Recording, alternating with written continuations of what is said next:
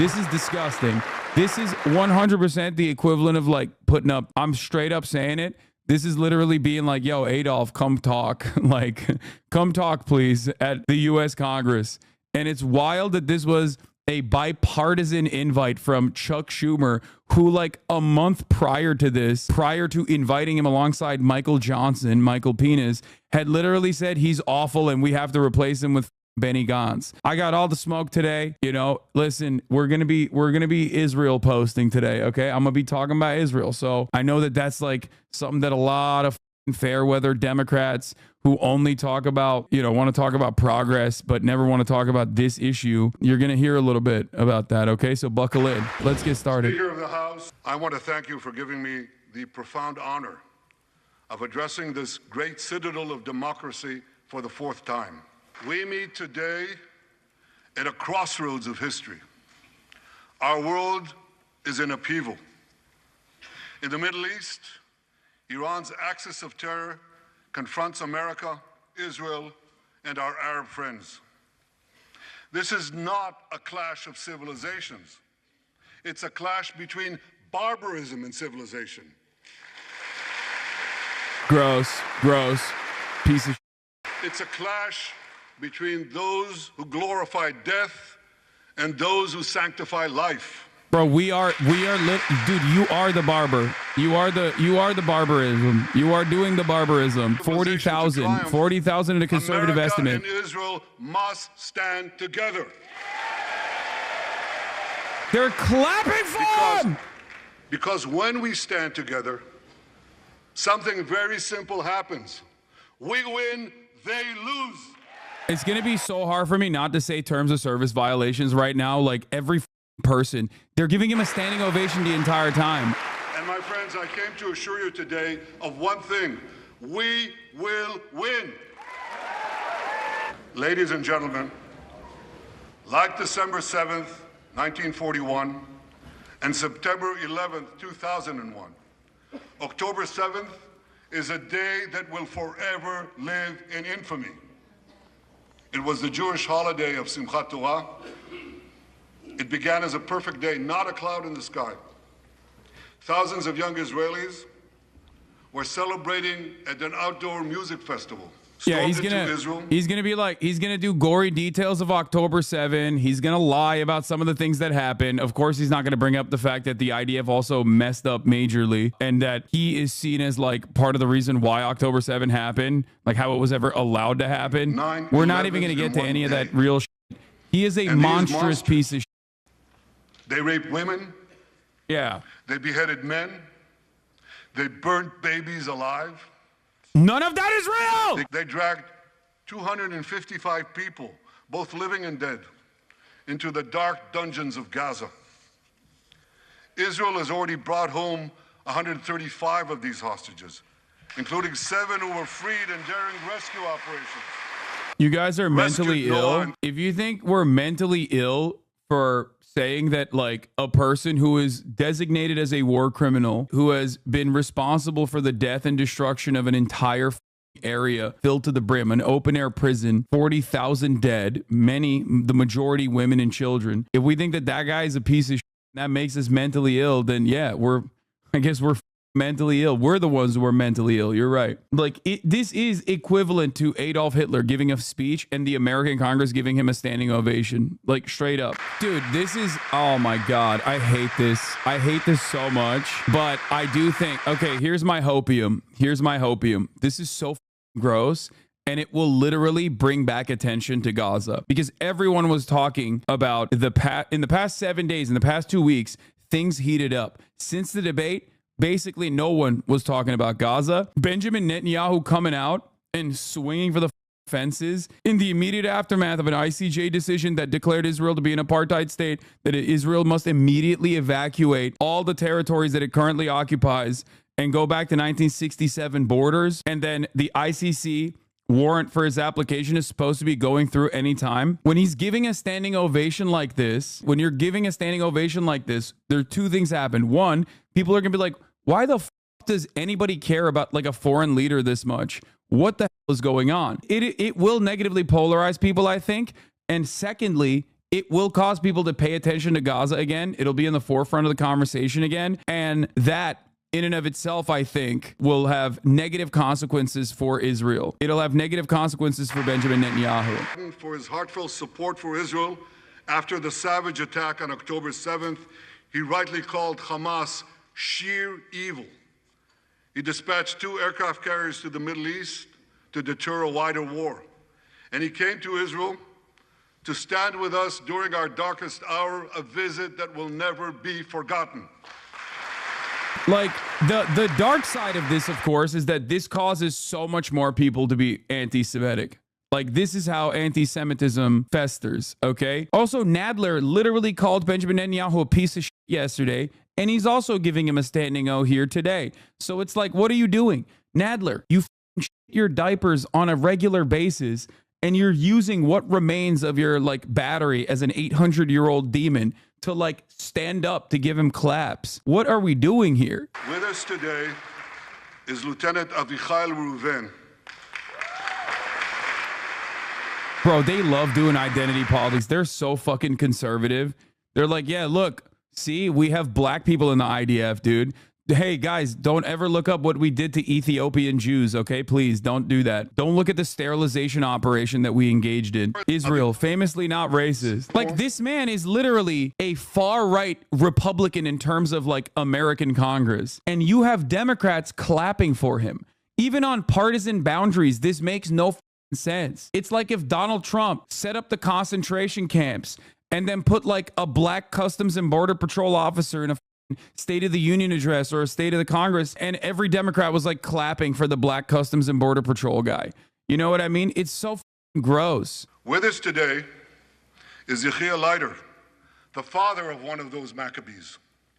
Yechiel's father escaped the Holocaust and found refuge in America. As a young man, Yechiel moved to Israel and raised a family of 8 children. He named his eldest son Moshe after his late father. Moshe became an exemplary officer in one of our elite commando units. He served with distinction for 2 decades while raising 6 beautiful children of his own. On October 7th, Moshe volunteered to return to combat. 4 weeks later, dude, he was killed when a booby-trapped mine exploded in a tunnel shaft right next to a mosque. At his son's funeral, Yechiel said this: "If the state of Israel had not been established after the Holocaust, the image engraved in our collective I know the Leiter family would have been personally. the They're photograph settlers. of that helpless Jewish boy in the Warsaw Ghetto holding his hands up in the air with Nazi rifles pointed at him. But because of the birth of Israel," Yechiel continued, "because of the courage of soldiers like my son Moshe, the Jewish people are no longer helpless in the face of our enemies." Escape the Holocaust just to be abandoned by Israel and have the genocidal state brainwash his son and then lose them to Israel's genocidal operation. I know. He's like, dude, listen, he was on his way to go smell some Palestinian underwear that he found in a hollowed out apartment complex, and he blew up. America first, by the way. Yeah, Republicans love talking about America first, by the way. There is no world, I don't think that actual Republicans that aren't like the psychopathic biblical evangelical Protestants that think like Israel is going to bring about the rapture, outside of those guys, I don't think any Republican listens to this rabid, monstrous piece of shit and watch their representatives and watch their senators get up and give more of a rabid applause to a foreign nation's leader than their own president when their own president speaks, okay? This is a more rabid audience, a more bipartisan audience than when a Democratic president speaks to addresses Congress, than when a Republican president addresses Congress. This is incredible, okay? There is no better representation that America is completely bought and sold to corporate interests,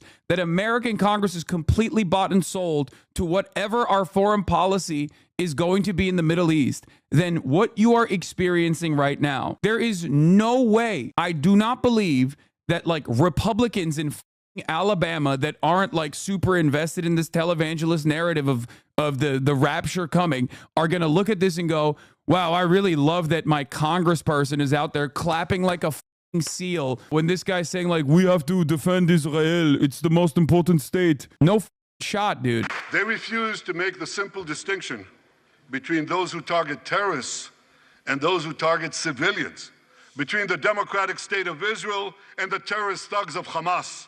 We recently learned from the National Security Director, U.S. Director of National Intelligence, that Iran is funding and promoting anti-Israel protests in America. They want to disrupt America. Yeah. So these protesters burn American flags even on the 4th of July. And I wish to salute the fraternity brothers at the University of North Carolina. Oh, God. Oh, I'm going to throw up. The American flag. Bro, this is American culture war. He's doing American culture war issues, brother. I'm telling you, he is just a Republican. Hey, man, I don't know how y'all do it in Israel, but we got a thing called free speech here, okay? It's motherfucking America. This shit ain't Israel, okay? You can't complain and cry about what is done to the American flag. Suck my dick. It's called the First Amendment. Constitutionally protected, too. Imagine having a foreign leader coming into a U.S. Congress, shitting on American citizens and having their own American representatives go, yeah, you're right. Suck my dick. Shame on every single person. Proclaiming gays for Gaza. They might as well hold up signs saying chickens for KFC. Gross, dude. These protesters chant from the river to the sea, but many don't have a clue what river and what sea they're talking about. They not only get an F in geography, they get an F in history. They call Israel a colonialist state. Don't they know that the land of Israel is where Abraham, Isaac, and Jacob prayed, where Isaiah and Jeremiah preached, and where David and Solomon ruled? Why is Hakeem Jeffries clapping at that? Why are you clapping at that, you 4,000 years, the land of Israel has been the homeland of the Jewish people. It's always been our home. It will always be our home. It's not only the campus protesters who get it wrong. It's also the people who run those campuses. Anti-Semitism is the world's oldest hatred. For centuries, the massacre of Jews was always preceded by wild accusations. We were accused of everything from poisoning wells, to spreading plagues, to using the blood of slaughtered children to bake Passover matzahs. These preposterous anti-Semitic lies led to persecution, mass murder, and ultimately to history's worst genocide, the Holocaust.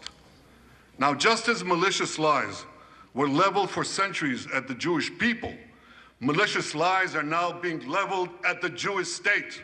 The outrageous slanders that paint Israel as racist and genocidal are meant to delegitimize Israel, to demonize the Jewish state, and to demonize Jews everywhere. And no wonder we've witnessed an appalling rise of anti-Semitism in America and around the world.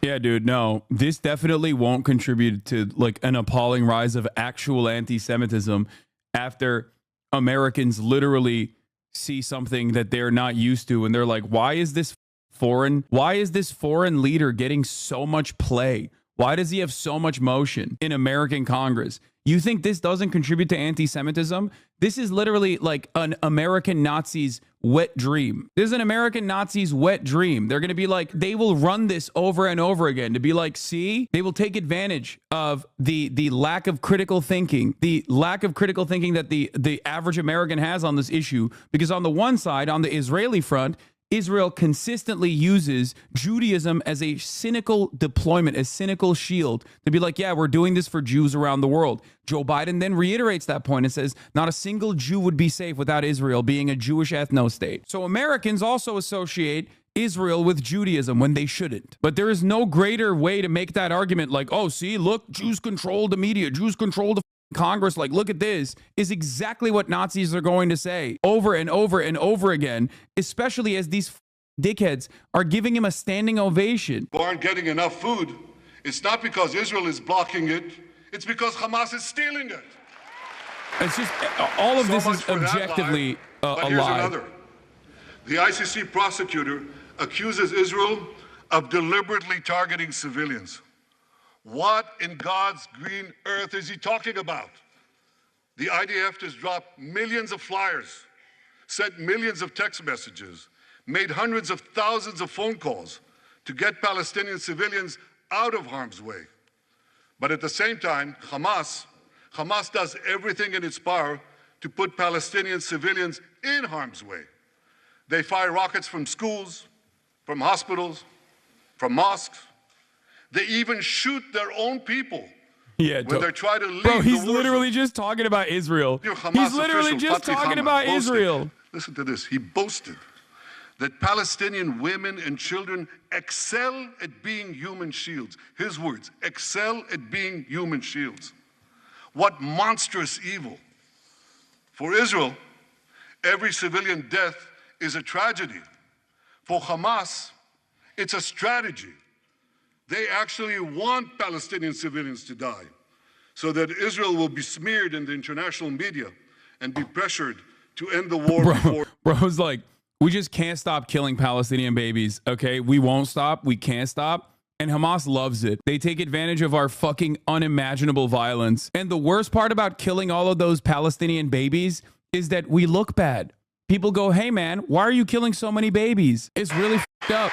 Virtually every single thing he has said has been debunked. The vast majority of Americans, every single thing he has said is either pure projection, it's Israel doing that he's attributing to Hamas, or they've been completely debunked. Will they bring up a Trump-style interpreter on CNN to address all of the lies he has told? I don't know. The war in Gaza has one of the lowest ratios of combatants to non-combatants casualties in the history of urban warfare. And you want to know where it's lowest in Gaza? It's lowest in Rafah. In Rafah. Remember what so many people said? If Israel goes into Rafah, there'll be thousands, maybe even tens of thousands of civilians killed. Y'all burned an entire tent city down. What do you mean? I asked the commander there, how many terrorists did you take out in Rafah? He gave me an exact number, 1,203. I asked him, how many civilians were killed? He said, Prime Minister, practically none, with the exception of a single incident where shrapnel from a bomb hit a Hamas weapons depot. Why is chat so anti-American? Dude, that's so funny that you're saying that. Like, because we're not dick riding a foreign nation, because we're not dick riding a foreign nation's leader, absolutely just rubbing his penis on every single seat in Congress as they give him a standing O behind every word in a way that they don't even do when an American president is speaking. There are more partisan protests when an American president speaks and talks to its own Congress. And that's anti-American? You think that's anti-American because we're not sufficiently dick riding Israel, a foreign country? The fuck is being American to you? Oh, sorry. If you do not immediately get on your knees and Benjamin Netanyahu's, you are not sufficiently pro-America. Suck my. That's why the mobs in Tehran chant death to Israel before they chant death to America. For Iran, Israel is first, America is next. So when Israel fights Hamas, we're fighting Iran. When we fight Hezbollah, we're fighting Iran. When we fight the Houthis, we're fighting Iran. And when we fight Iran, we're fighting the most radical and murderous enemy of the United States of America. And one more thing. When Israel acts to prevent Iran from developing nuclear weapons that could destroy Israel and threaten every American city, every city that you come from, we're not only protecting ourselves, we're protecting you. Yeah, Iran is going to invade America any day now, guys. Any day now. Like, how can you say you love this fucking nation and then simultaneously look at all of the poverty everywhere? The roads are f***ed. There's no infrastructure. Bridges are falling apart. You can't pay for education. Everything is too expensive. And this Congress is sending billions of dollars of weapons to a foreign state so they can actively murder more children and women. Like, think about that. How can you say you love America? How can you say you love America and then simultaneously turn around and go, and that's precisely why we got to give billions and billions of dollars to an apartheid state? Even if you don't give a fuck, even if you personally don't care about all the brown children that they're killing because they're brown, you should still be like, why are we giving them billions of dollars of weapons? Like, what the fuck are we doing here? How does that make sense in your mind? Explain that to me. And before people start chirping about like, oh, see, America's controlled by Jews, you know who's getting arrested outside of these halls right now? Jews, motherfucker. You know who got arrested yesterday? Jews. Jews for ceasefire. Not in our name. Jewish Voice for Peace. There are so many Jewish-led groups that are anti-war and anti-Israel and anti-Zionist that are getting absolutely murked right now by American police because they're American Jews who say, not in our name. And they get arrested by the hundreds. They are tear gassing the press outside right now without even a dispersal order given, mind you. And we're doing that for what? We're doing that for Israel. It's not for Jews. It's for Israel. Israel might claim cynically that they are doing this for Judaism, but it's absolutely unconscionable behavior that has nothing to do with Judaism whatsoever. Never forget, there are significantly more evangelical Protestants that are ultra-Zionist in totality in this country than there are Jewish Zionists in this country. Okay? There are 10x more evangelical Protestants that love Israel and want Israel to keep being this psychotic, rabid, bloodthirsty state, specifically because they think the rapture is going to happen. 10x the number of Jews in totality, as a matter of fact. Anti-Zionist Jews and Zionist Jews combined do not even make 1/10 of the number of evangelical Protestant Christians who are rabid ultra-Zionists in this country. My dear friends, the war in this Gaza just happened. Look at that. Netanyahu's giving a smug-ass speech in Congress. Karmit Palti-Katzir, whose father and brother were murdered on October 7th and her mom kidnapped, is arrested by Capitol Police for wearing a shirt demanding Netanyahu seal the deal. Like, there are Israeli-American Jews who are literally there to protest Benjamin Netanyahu, whose family members have been killed on October 7th, and they're protesting Netanyahu, and we're arresting them. Okay? We are so cucked, dude. I came here today to say thank you, America. Thank you for your support and solidarity. Thank you for standing in Israel, with Israel, in our hour of need. Together we shall defend our common civilization. Together we shall secure a brilliant future for both our nations. May God bless Israel, may God bless America, and may God bless the great alliance between Israel and America forever. This is obviously vile, but I don't know, might have said enough to actually give cover for Dems to break on it, rebuff the peace plan, and glaze Trump on top of being a bloodthirsty monster. If the Democrats, which, by the way, in both the Senate and the House, almost the majority of the Democratic caucus did not attend this speech. They are either openly boycotting it or simply not attending it. This is very important to understand. If Kamala Harris doesn't boulder Netanyahu after this speech, she was not in attendance here. If Kamala Harris does not boulder Netanyahu after this speech, which, by the way, this is the second time he's done this to a Democratic administration.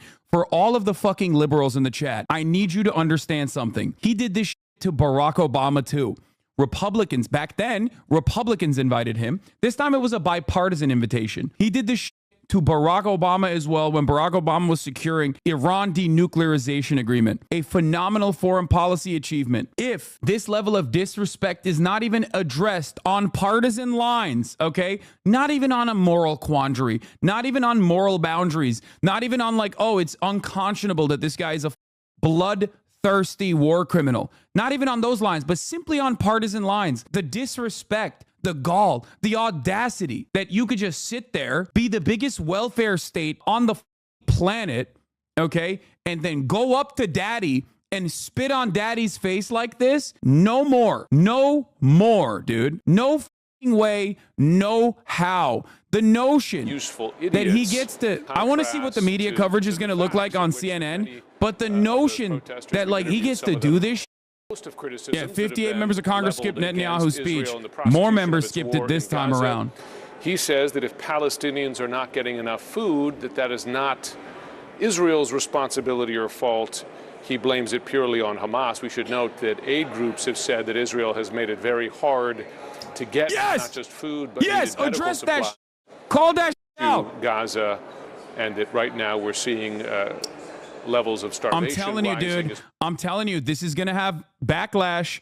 This is going to negatively polarize people, I think. This is going to make people recenter their focus on Gaza. Kamala Harris has a phenomenal opportunity to change the narrative on the Democratic Party's allegiance to Israel. Kamala Harris needs to ride this and, at least on the messaging front, come out way strictly, way more strict on Israel.